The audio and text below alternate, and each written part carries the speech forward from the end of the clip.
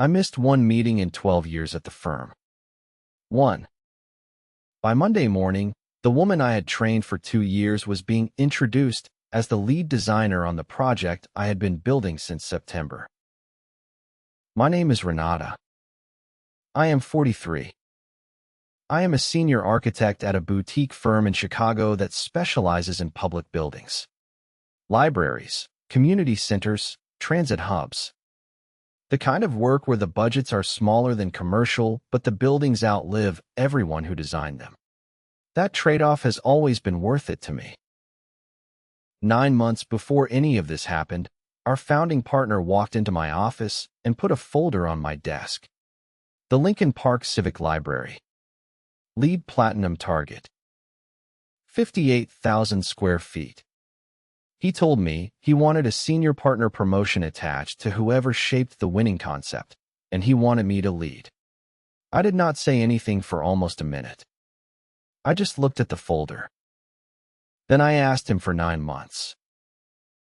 I am a sketchbook person. I always have been. Leather-bound, hand-stitched, 80 pages, a new one every year. I carry it to coffee shops on Saturday mornings. I take it home.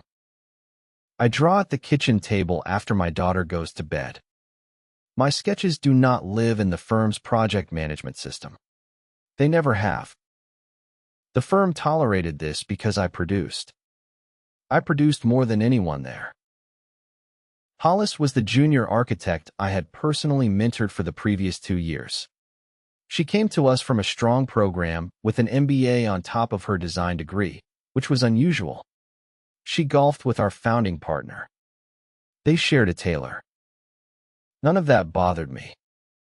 She was sharp, and she absorbed everything I taught her.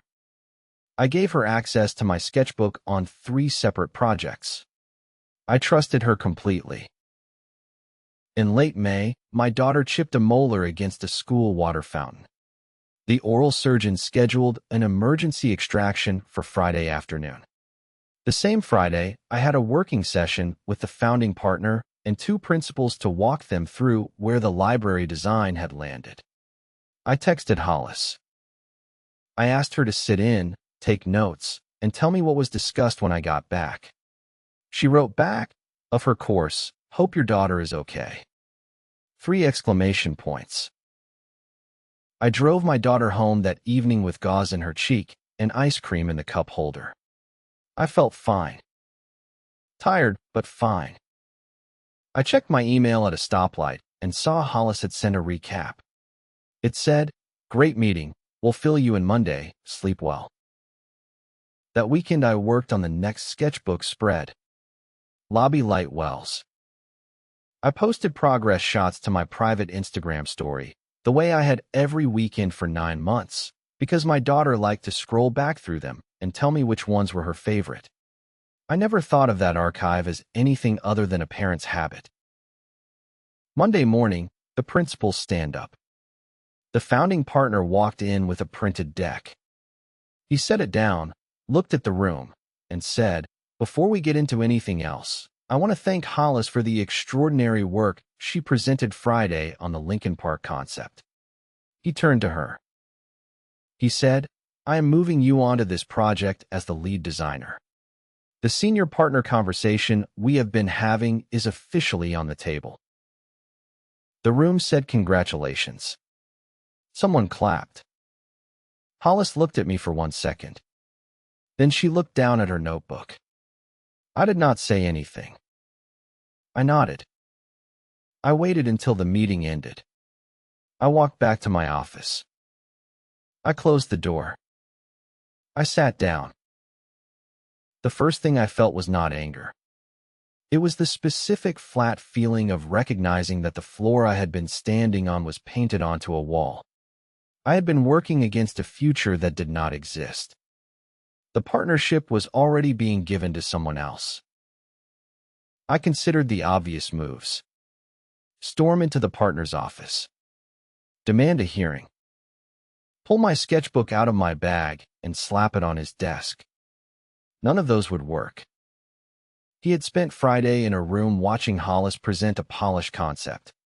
my sketchbook would look, to him, like a defensive reaction. Sketchbooks have no timestamps. They have no metadata. A sketchbook is a story someone tells about themselves. So is a Friday afternoon pitch meeting. What I needed was a third story told by neither of us. I opened Instagram on my phone. I tapped my profile. I scrolled into my archive, the place where stories go after 24 hours if you have the setting enabled. I scrolled past my daughter's school plays, past a wedding, past the cherry trees on Damon Avenue in April. And then I found it. The first library sketch. September 14th, last year.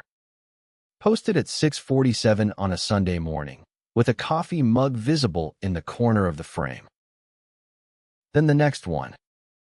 September 22nd. Then October. Then November. The light wells. The reading garden. The cantilever over the south entrance. 41 separate stories, each one time-stamped at the moment of posting, each one signed in the bottom corner with the small mark I draw on every sketch. I sat there for 2 hours, archiving each story to my camera roll, then arranging them in order into a single PDF. I did not annotate it. I did not write a summary. I labeled it Lincoln Park Library, Design Iterations, September through May. I emailed it to myself. I went home that night. I made dinner. I did not tell my daughter anything. Tuesday I did my work. Wednesday morning, 15 minutes before the principal's design review, I walked into the founding partner's office and asked if I could share something with the room. He looked surprised. He said yes. When the review began, I waited until the partner had introduced Hollis again as the lead designer. Then I asked if I could provide some context for the design evolution that had brought us to where we were. I opened the PDF on the conference room screen. I did not say her name. I did not say mine. I walked them through the 41 sketches in chronological order. I let the timestamp on each one sit visible at the top of every slide. September, October, November, December, January, February, March, April, May. The room got quieter with every slide. By the time I reached the cantilever sketch from late February, I could see the founding partner doing the math behind his eyes. The Friday meeting Hollis had presented in was 3 months after the cantilever. When I finished, I closed the PDF. I said, I wanted to make sure the project's history is documented as we move forward, regardless of who leads it from here. I sat down. The meeting ended early. Wednesday afternoon, the founding partner asked Hollis to come to his office. By the end of business that day, I was being introduced in an internal email as the lead designer on the Lincoln Park project. The senior partner conversation was back on my calendar for the following Tuesday. Hollis stayed at the firm for another 3 weeks. She gave notice on a Friday afternoon, by email, sent at 6:53. I never confronted her. I never had to. Here's the thing I learned from those 9 months. The work I did at the kitchen table, the photos I took for my daughter, the small marks I draw in the corner of every sketch, none of it was filed in the system. None of it was visible to anyone at the firm. I had been told my whole career to document everything. I had ignored that advice because I trusted the people around me. The trust was the mistake. The sketches were not. The sketches saved me because, by accident, I had been quietly proving I was the one drawing them for a long, long time. Document yourself. Not because anyone is coming for you. Document yourself because the day someone does, you want the third story to already exist.